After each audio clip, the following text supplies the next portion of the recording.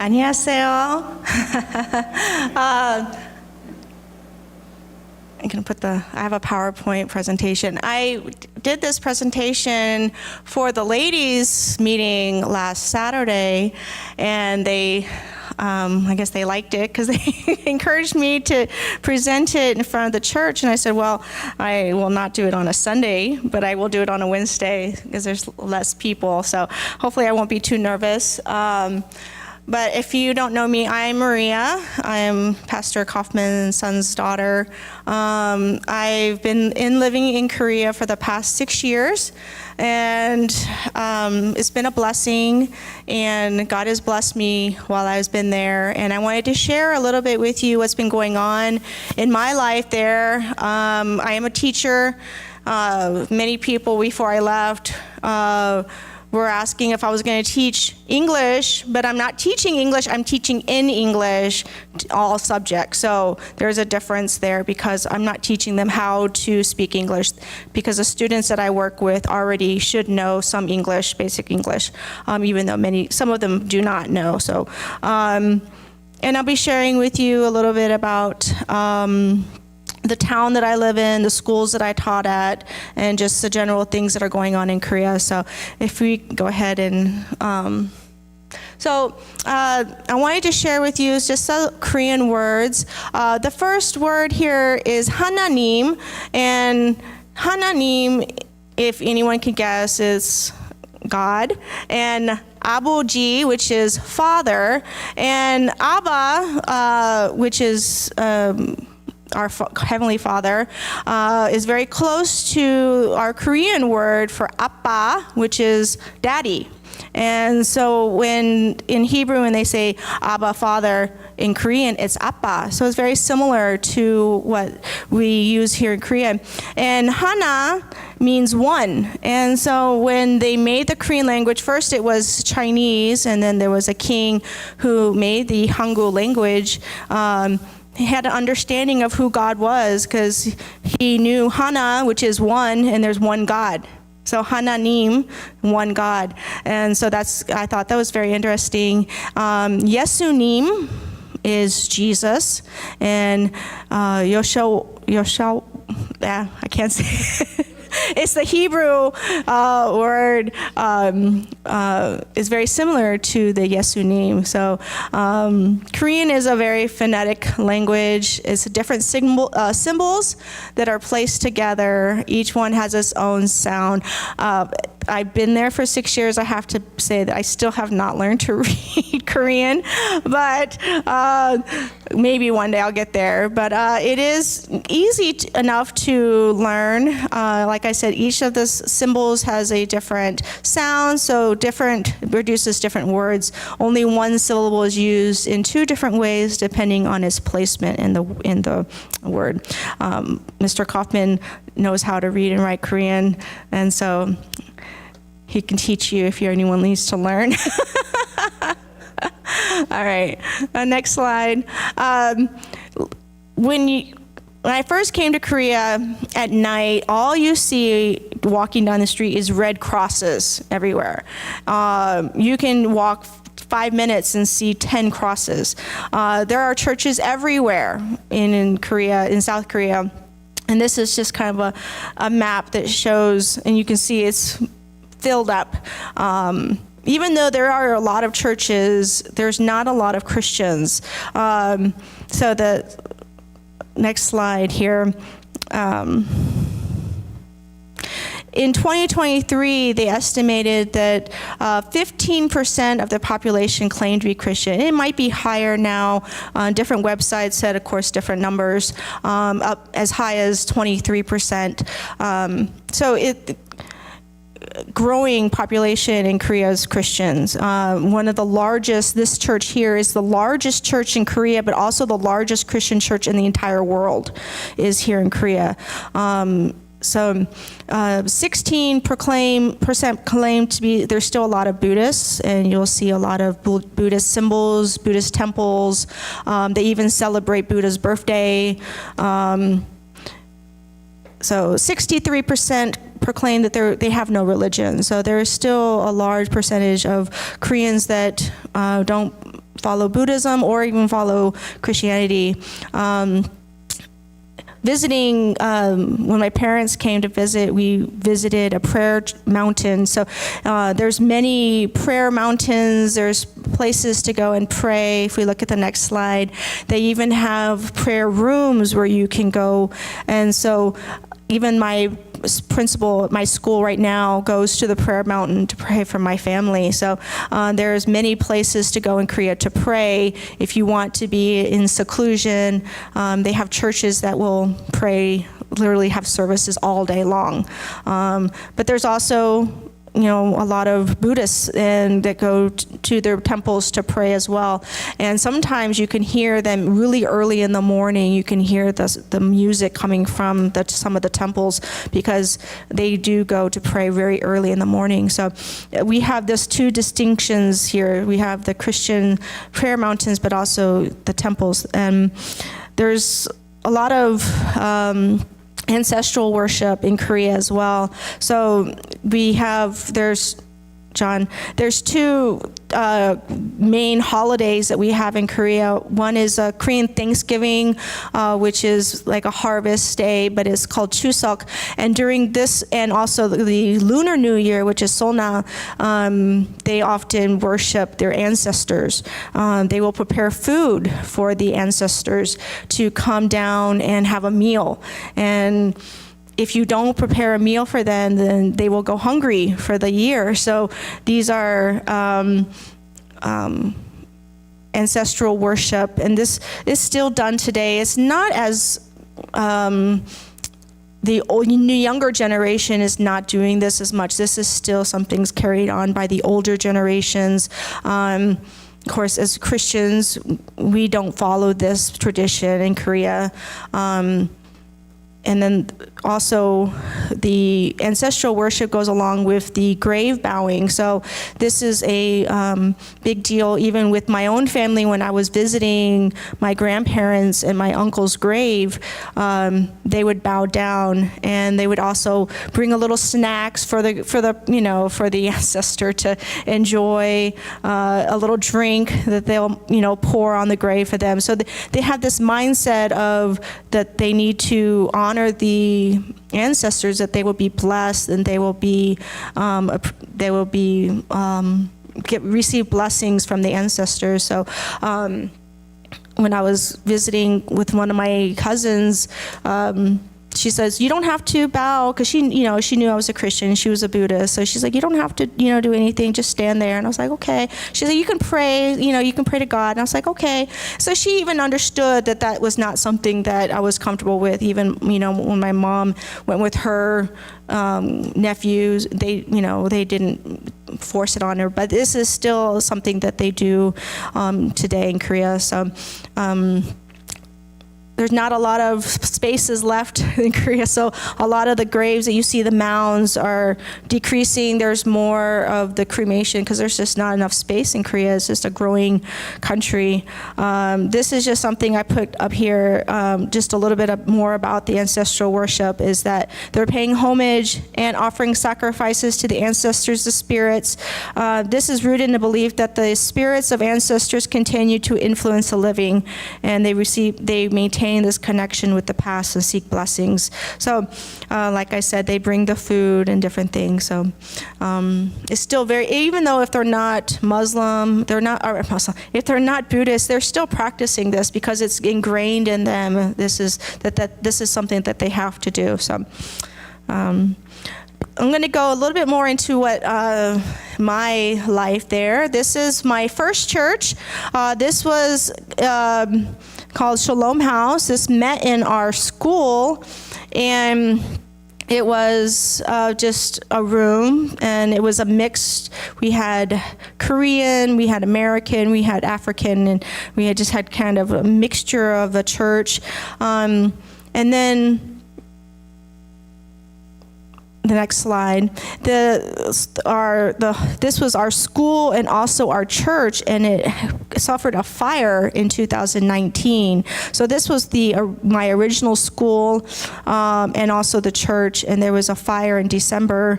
And so unfortunately, we also split from this church, and we went to a coffee shop. So we started our own church, and we moved to a coffee shop.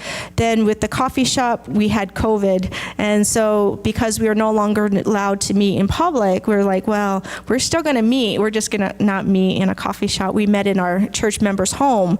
And this family that's here on the slide, they're actually a family from Rwanda. And the husband was asked to come to Korea to study AI. And so they blessed our church greatly. So they worshiped with us. They're back in Rwanda now, but we just, as a small number of us, met here in this home. And then we branched out. We were finally able to move into a restaurant. So this is a barbecue restaurant. It's an American-style barbecue. And they were closed on Sundays. And their son attended my school, and he was one of my students.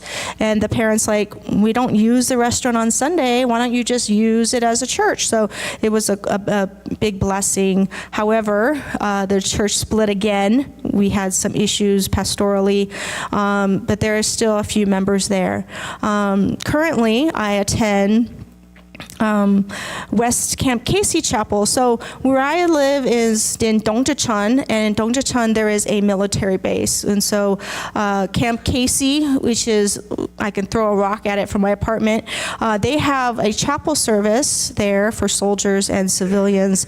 This camp does not allow families, so it's not a family church. It's just mostly civilians and, of course, soldiers.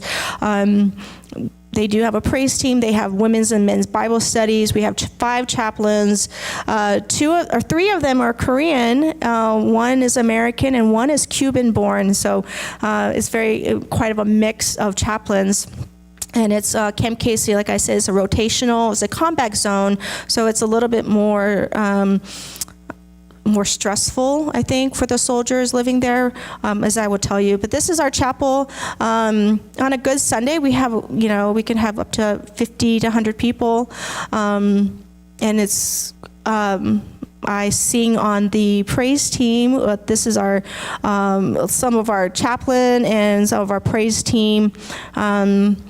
Because the Camp Casey is rotational, we do lose praise team members quite often. So a lot of them will stay 9 months, or they'll join the chapel and then they'll leave 3 months later. So we do go through a lot of people through our praise team. And so I've been blessed through them, and it's been very nice to have a church home and fellowship, because there's Korean churches, and there is a Korean church that has an American missionary.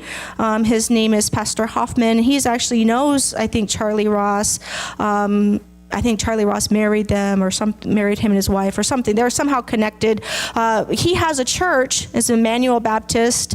However, the entire church is Korean. Even though his messages are in English, he has a Korean translator. So the services are a little bit longer, like an hour and a half. But there's just not a lot of fellowship there. It's not like coming to Sun Valley. People are very welcoming. People shake your hand. I went there for a while, never learned anyone's name, no one ever approached me. I knew the pastor, I knew his wife, and that's the only really people I knew, because everyone spoke Korean, so everybody was just comfortable speaking to each other. And I wanted to find some place where I could worship, but also have a fellowship with other Christians that spoke English. And the praise team has been a blessing for me there. So, trying to see where I'm at now. Okay.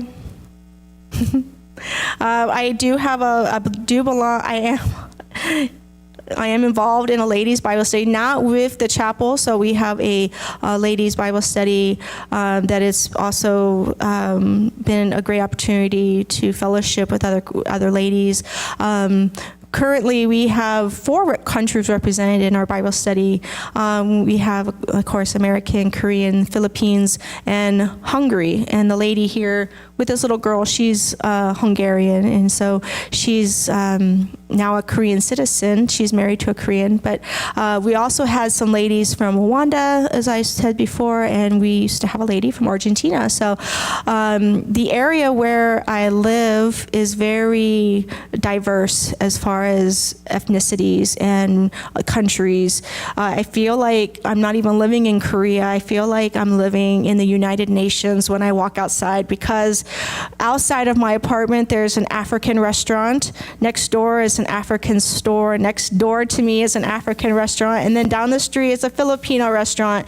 And everyone who lives in my apartment is Filipino. So I don't even feel like I'm living in Korea, because I hear so many different languages. You open the windows, you'll hear all the languages of Africa, and you walking down the street, everyone's African. There's not even like one Korean walking down the street. So it's quite interesting. I'm not sure why so many foreigners have come to live in this little town. I believe that they were working in a lot of factories, because the town where I do live in is in the country. So there's a lot of factories, and they do come to work in Korea and send, money or help back home. And so, of course, you also have the Army base, so there's Americans. So there's, I think the majority is non-Koreans that live in Dongjaecheon. And so it's quite interesting. So this school, the first school that I went to, is the American Christian Academy. It's an international school and a multicultural. So the reason why this school was started in 1999 is because there were so many foreigners coming and bringing their children and having families, and the children didn't feel... they didn't know, either they didn't know Korean or didn't feel comfortable enough in a Korean school, because Korean kids did make fun of them. They were teased, they were bullied. So we had a missionary from Chicago that he was also biracial. He was Korean, African American, and when he came to Korea, he saw the need for these multicultural children, and so he started this school. And there are 14 different nationalities that have come through the school. Currently, they have Nigerian, Indian, Bangladesh, but they've also had some North Korean refugees come through this school as well. So this school has been, this was my first school. So currently they have about 70 students. I'm going to show you some slides of just the kids that I've had. I was a 3rd and 4th grade teacher. We combined the classes. So this was my first year. It's a very large class. But I don't know if you can really see, but we had all the nations represented almost. We had even Russian.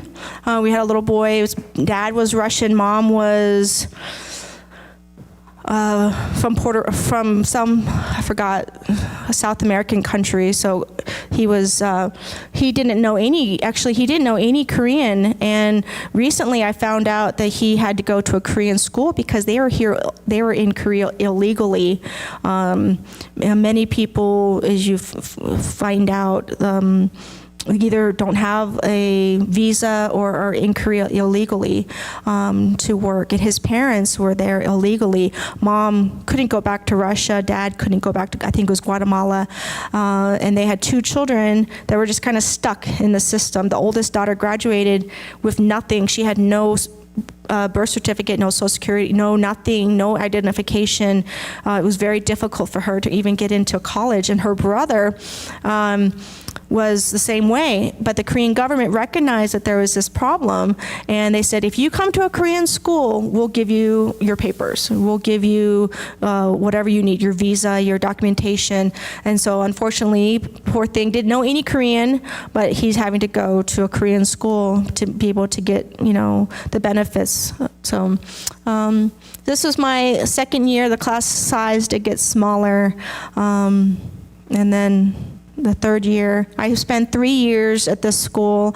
It was very interesting. The reason why I left this school, there was just some things that were going on in the school personally, but I just felt like it was God's calling me to a different school.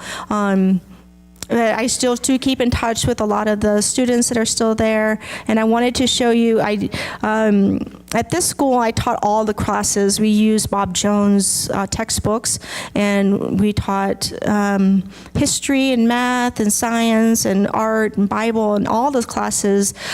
Because there are so many different ethnicities, there's also a lot of different religions.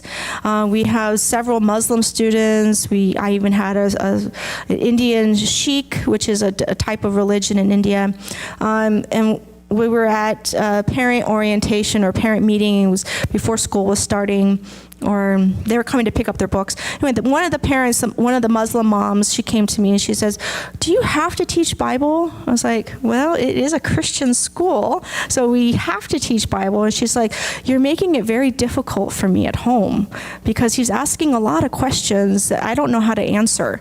And can you please not teach Bible?" And I was like, "No, I'm sorry. We have to teach, they have to teach Bible classes." And, we ask them to learn scripture, and they have chapel. And so we've had several students in the past before I came that fathers were Muslim, married to a Korean mother, and there was this one girl that had to secretly be a Christian. She couldn't tell her father. And so she would, pray secretly in her room. She would have to hide her Bible. One day her father found her Bible and saw that, that she was reading it, and he kicked her out of the house. He beat her and kicked her out, and she ended up on the street. I think the story goes that she may even be picked up by immigration and was in jail for a little while, and the principal had to help her and get her out. There was a lot of struggles with some of the students that have gone to the school because being from a different, the father being a different religion made it very difficult. And I will show you a picture of one of the students later. So this next video is one of our students. You can see here, his name is Ion. Psalms 23. Psalms 23. The Lord is my shepherd, I shall not want. He made me to lie down in green pastures. He leadeth me beside the still water. He restored my soul. He leadeth me in the path of righteousness for his name's sake. Yea, though I walk through the valley of the shadow of death, I will fear no evil, for thou art with me. Thy rod and thy staff, they comfort me. Thou preparest a table before me in the presence of my enemies. Thou anointest my head with oil, my cup runneth over. Surely goodness and mercy shall follow me all the days of my life, and I will dwell in the house of the Lord forever. Amen. Good job. And then this next video is in the same class. This is Benton. He's from Thailand, and he's a Buddhist family. The Lord is my shepherd, I shall not want. He maketh me to lie down in green pastures. He leadeth me beside the still water. He restores my soul. He leadeth me in paths of righteousness for his name's sake. Yea, though I walk through the valley of shadow of death, I will fear no evil, for thou art with me. Thy rod and thy staff they comfort me. Thou preparest a table before me in the presence of my enemies. Thou anointest my head with oil, my cup runneth over. Sure, goodness and mercy shall follow me all days of my life, and I shall dwell in the house of the Lord forever. Yeah. Amen. Good job. I'm confused. This young man, he's not this picture, but the previous one, one boy from Thailand, he had one eye. The other eye was actually a glass eye. He had a lot of health problems, so his parents came to Korea to help gain some financial. This is Jasmeet. This is a boy. Oftentimes he's asked if he is a girl, but he is from India, and they are the Sikh religion, which means that they are not allowed to cut their hair. And this is his family. Him and he has a cousin. They are not allowed to cut their hair. So he has hair that's all the way down to his waist. And they only wash it once a week. And so his mother has to, or his father actually has to do it for him. So they roll it up in a little, we call it a little mandu, like little mandu on top of his head. And so we had several students that were like this at our school. And you know, it's very interesting. We had so many different religions and different cultures at the school. So this is his family. This next one is from Bangladesh, also a Muslim family, as you can see. This is our principal. So the man in the red shirt here with the little boy, that is Mr. Kong. He was our principal. He's still the principal. And so he's one that started the school. And this is Saba. She graduated. As you can see, she is wearing the hijab. She covers her head. Even though she does proclaim to be Christian, she still wants to honor her father. And so she still wears the head covering because her father is Muslim and her mother is Korean. And her father actually wanted to marry another wife in Korea. And her mother said no way. And so they ended up getting a divorce. But she is still very close to her family. We have a lot of families the fathers that come from Pakistan. So currently we have a teacher who is half Pakistani, half Korean, and her father is Muslim as well. And she is going back to Pakistan to be a missionary, which is very dangerous as a woman going back into a Muslim country, being a Christian. So she has 3 things against her, but she's going to a Christian university there in Pakistan and she can't publicly proclaim the gospel outside of the school, but within the school she can. So she is raising support. She is traveling to the United States now.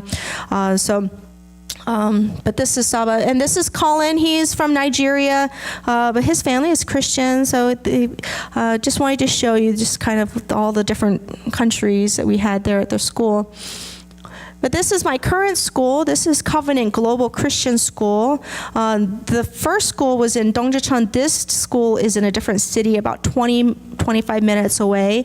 And this is it's also a Christian school, and this is where I'm at right now. So,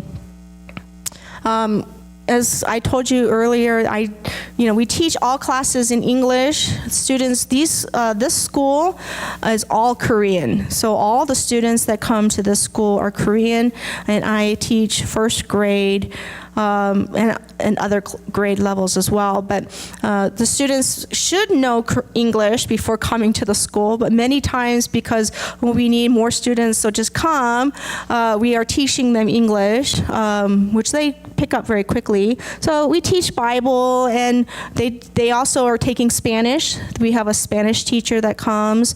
They also learn Chinese and orchestra. And so all different classes. I taught this last year history and taught PE, and I taught dance class. I taught, we just do a lot of different classes. But this was my first graders. This is my first year there, and several of them didn't know any English when they started. And so this is my second year. These are my little turkeys for Thanksgiving. And then the class grew. Usually, because the Korean school year starts, it finishes in February and starts in March. And so, in our school, we do in the United States, we finish in June, July, and start back in August. So when school gets out in Korean schools in March, we usually get a huge influx of students that come from the kindergarten into first grade. So this was the same class, but it just grew to 11 students. And then we take a lot of field trips. We do a lot of fun things with the kids. This is an island, Nami Island. And then this is my current class. So this, and there was 5 students. We lost 1, and then we also lost another one. So currently there's only 3 left. And so the little boy next to me here in this picture, this is our spirit day. We're kind of wearing the Korean traditional dress. The boy in the green next to me didn't know any English when he started.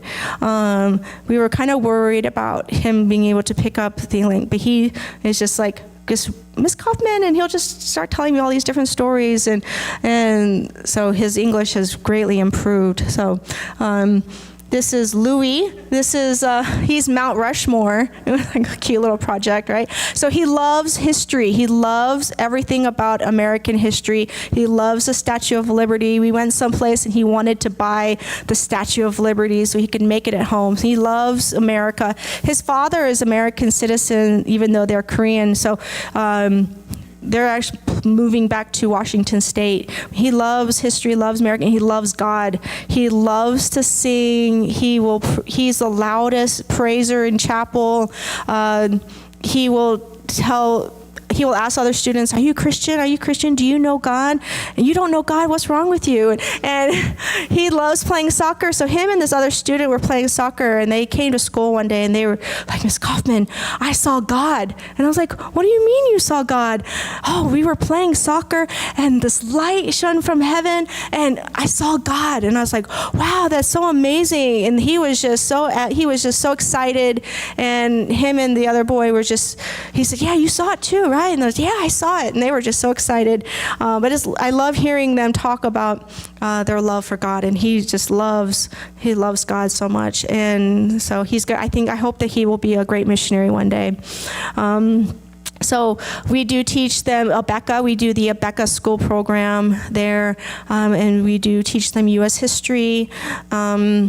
And they also learn Korean because, you would think, well, they already know how to speak Korean, but a lot of them don't know how to read or write Korean. So I should have probably joined that class. But they do take, we do teach all the Abeka, the books, the textbooks there. So they're teaching them the Pilgrims and colonial America and all that. We do have chapel once a week on Fridays, and we also do orchestra. So every student has to learn either the violin, the flute, or the clarinet, or the cello. And my little one right here, the cello is bigger than she is, and she doesn't like carrying it around because it's so heavy.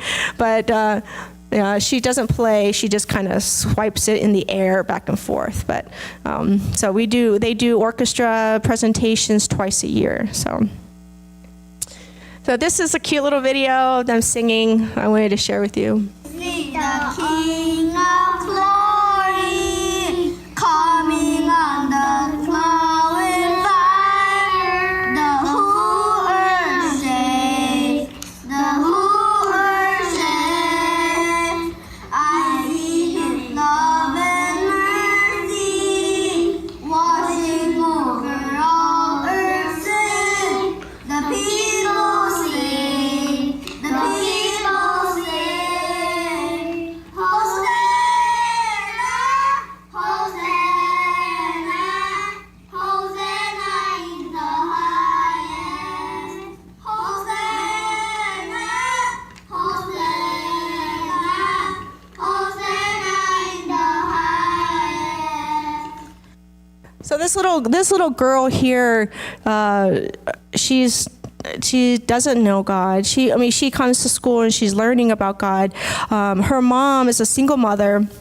Her mother recently came to me and said, I want to take Stella out of the school. And I said, why? What's going on? And she said, Stella just comes home and she tells me how much she loves God, and she's singing these Bible songs, and she's asking me, Mom, why? You don't believe in God? And Mom, she's totally against any religion. So she says no, and she feels pressured from her 7-year-old daughter to become a Christian, that she wants to take her out of school because she feels pressured, and she doesn't want her daughter to become this fanatical Christian. But at school she'll say, oh, I don't like God, I don't like chapel, I don't like this. But at home, she's going home to her mother and saying, I love chapel, I love to hear the messages, I loved singing. But at school, she's like, I hate it, or I don't like it. And, you can see she's, flying with bugs. But, yes, but I'm thankful that she's going home to her mother and telling her mother, Mom, I want to be a Christian. And Mom's like, no. And hopefully she can, convince her mom. Her mom's going to allow her to stay at the school, thankfully. One day I was sitting at my desk, and the three of them they made a little fort, and they had made like a little house, and I just heard them I was sitting at my desk, and I wasn't really paying attention to them. It was like a free week. We weren't doing anything, and they were singing this song just by themselves, singing. And I tried to videotape it, and I got a little glimpse of it, but they learn these songs, and they still are singing them on their own, and they're going home and singing them to their families and being witnesses to their parents and to their families, that's all we want, right? We want them to learn the gospel. We want them to learn something from school and take it home and tell their parents and tell their family members. So it was a blessing to hear her mom talk about what she was doing, even though her mom didn't see it that way. So I wanted to tell you a little bit more. I know, hopefully I'm running out of time. It's already past 8. But this is where I live. This is Dongdaecheon. So Dongdaecheon is 40 miles from Seoul, which is the capital, but we're 15 miles from the southern part of the DMZ. And if you don't know, the DMZ is a demilitarized zone separating it's the border between North and South Korea. So we're very close. And before I went, people were saying, "Oh, aren't you scared to go so close to North Korea?" I said, "Oh no, it's not a problem." It hasn't been an issue, but because we are so close, we get a wartime alert. We had a wartime alert that came on our phone. It's like 11 o'clock at night. I get a message from one of my teachers at the school, and she said, "I have my passport ready. I'm getting a bag packed. I'm ready to go." And I was like, "Why?" There's nothing wrong. There's nothing going on. And she's like, "Well, it's a wartime alert." And she said, "Can you look outside at Camp Casey and see if they're like alerting or some alarm going off?" And I said, "Yeah, but nothing's going on." And it was the first set of balloons that had come across the border. And if you probably heard about the balloons that came from North Korea. So that's pretty much all we really get. We don't really, there was a scare. I heard about this scare on the subway where they had stopped and people were running and trampling over people, and they thought North Korea was attacking.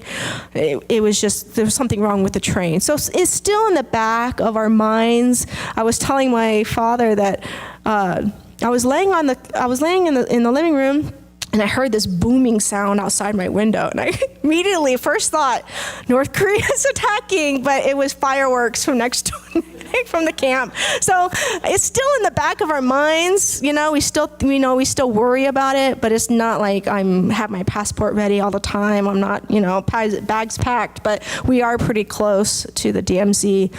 When my parents came to visit this last time, we had the opportunity to go there and visit.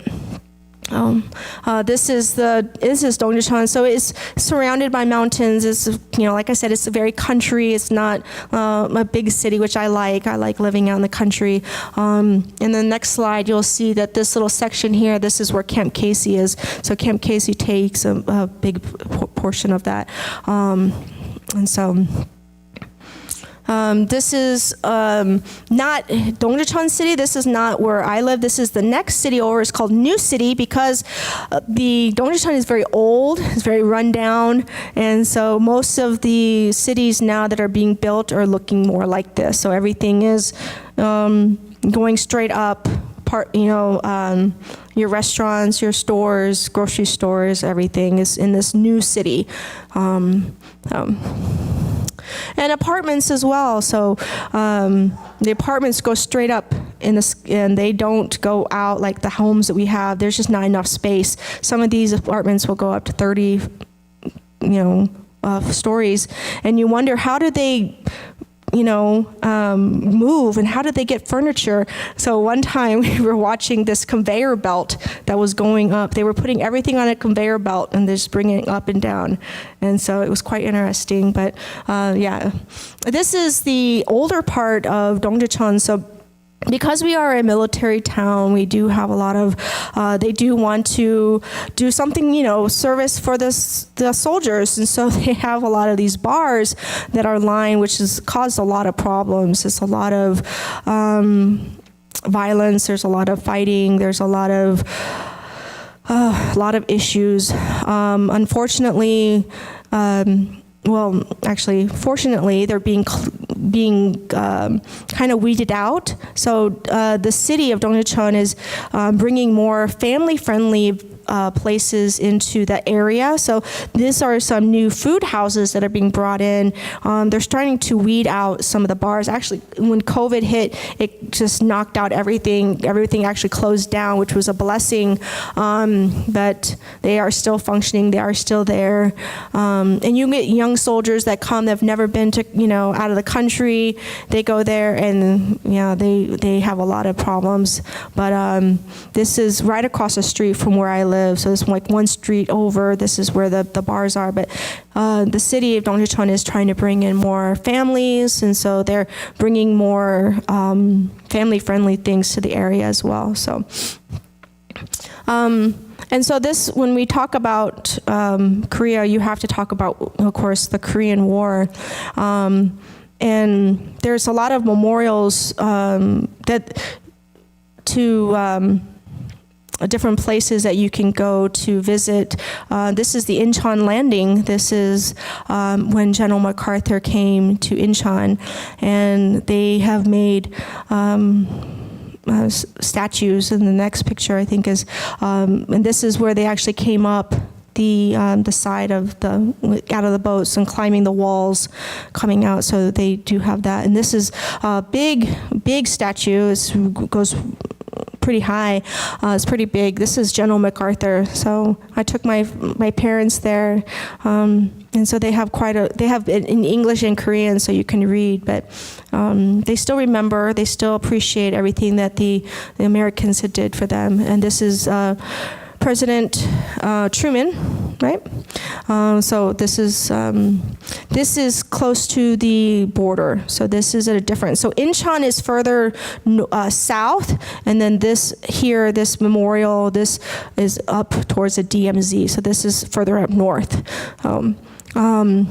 And as we remember during the Korean War, or even before with the Japanese invasion, the Japanese had come in and colonized Korea, they used a lot of young women as comfort women. And so they took many of the Korean young ladies and used them as comfort to the Japanese soldiers. So there's still a lot of pain and a lot of issues between Koreans and Japanese.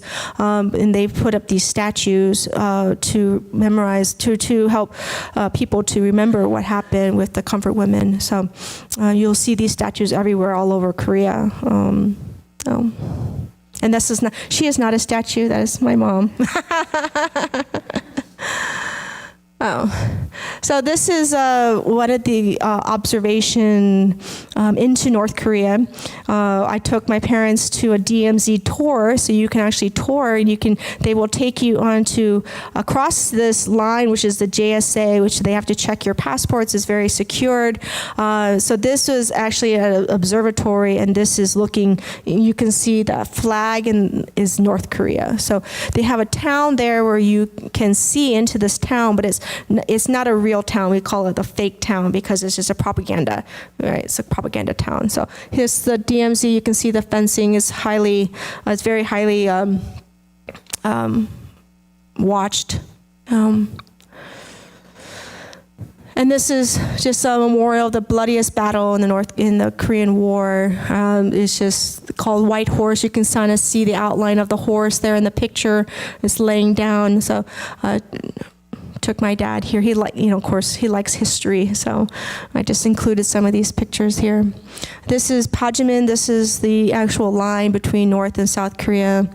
We call them the blue houses. And then there's a tunnel. So the tunnels, they found about 4 tunnels coming from North Korea. This one was one of the, I think maybe the only one that's open to the public. And so they made it into a, you can walk down into the tunnel or you can ride a little train that goes down. So unfortunately we missed the train, we had to walk. So it was quite a bit. But this is the third of the 4 tunnels that they found, so.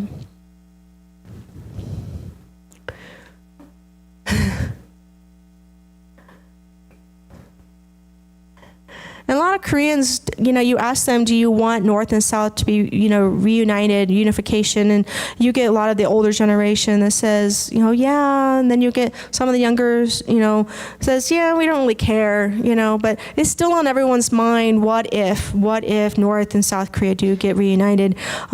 Here at this tour that we took, they made you watch a video that was all about reunification. It was pushing reunification, and even in this here, unifying North and South Korea, and so. Yeah, it's still on everyone, I think, in the back of their minds about reunification, but how that's going to look, no one really knows, right? So this is the train. There used to be a train here that went into North Korea, and these are just some bullet marks that are still evident. So they made this into like a big tourist area, and one of the train.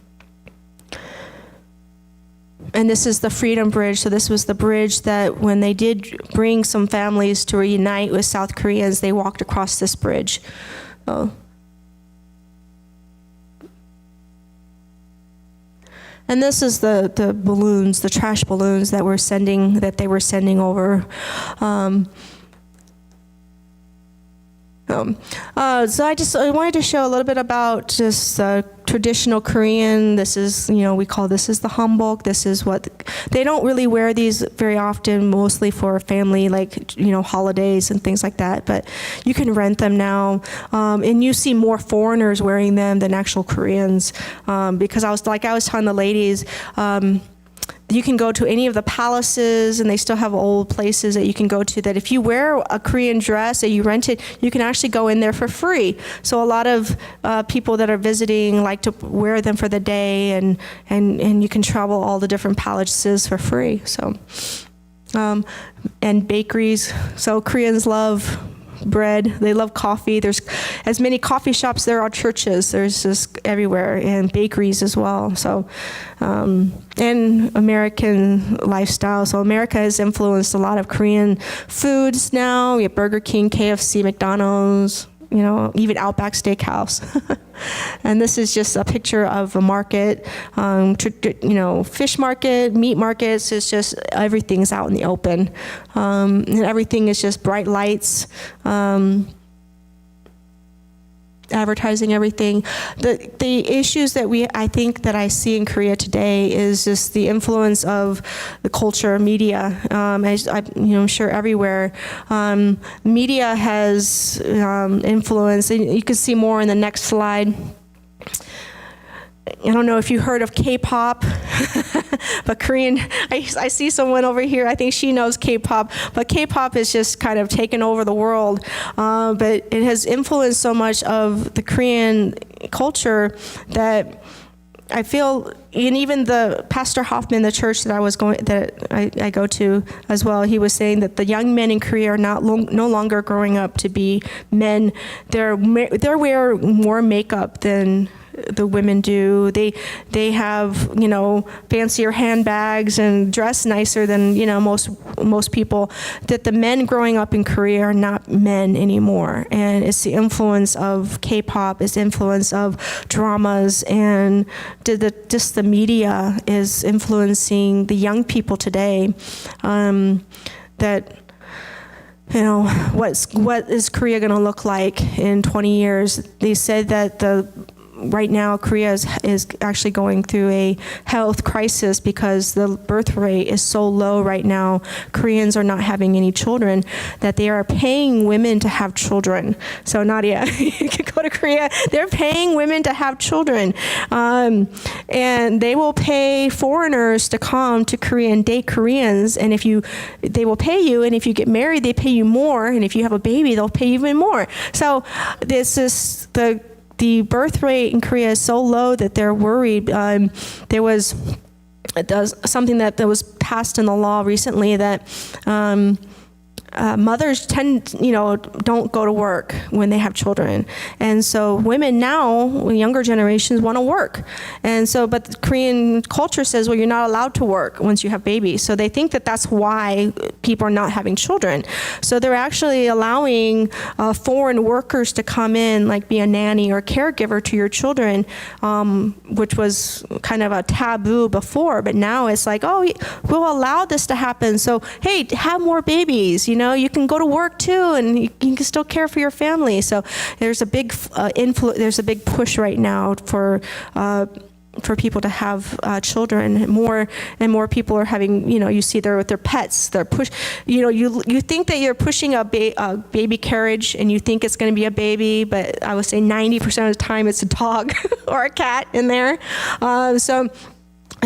We do have a lot of foreigners. You have a lot of academies that we call hagwons, or academies that students go to after school. So there's a huge push for education in Korea that they had to shut down some of the hours that the students were going to school, because they were going to school to after school programs until 11 o'clock at night, and many of them wouldn't go home, and they would just sleep in the subways. That they had to actually make them shut down and also make them stop serving coffee at school, because kids they were so sleepy that they were just drinking coffee all day, that the education board said, okay, no more coffee, and we're shutting down the hours for the hagwons, because the highest suicide rate in Korea is high school students, because there's a huge push for education. There's 2 main universities in Korea that you need to get to, and if you don't, then it's like your life is nothing worth living if you don't get into these universities. So the parents push and push. My first graders, they go to after school programs until 9 o'clock sometimes. They go to 2 or 3 different academies after school.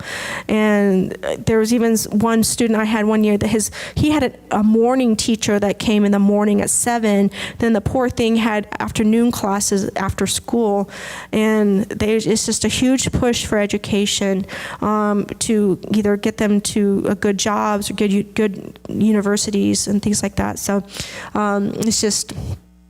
it's a big push. And so we have a lot of foreigners that come to Korea to work in these academies and work in these programs. So I don't know why that's in here, but basically that's, you can cut it off now, but there's just a lot of influence in Korean course here in El Paso as well, and that's what so sorry for running so late, but I wanted to just bring you a little bit of what's going on in Korea, and hopefully it wasn't overwhelming, but thank you for your prayers. Thank you for supporting my family while I've been away, trying to make the transition to come back more permanently. So we're praying for that as well. So any questions real quickly?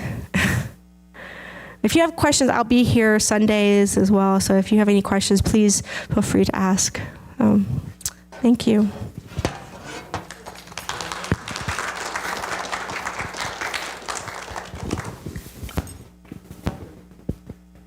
Yeah, having my first trip to Korea was in 1975, so there's been a tremendous amount of change, for sure, in those years. But Korea has grown a lot, and they really have. You see that China's had the same problem with birth rates. A lot of these countries, there's so much pressure. It's so expensive. It's awful expensive in Korea to have a family as well.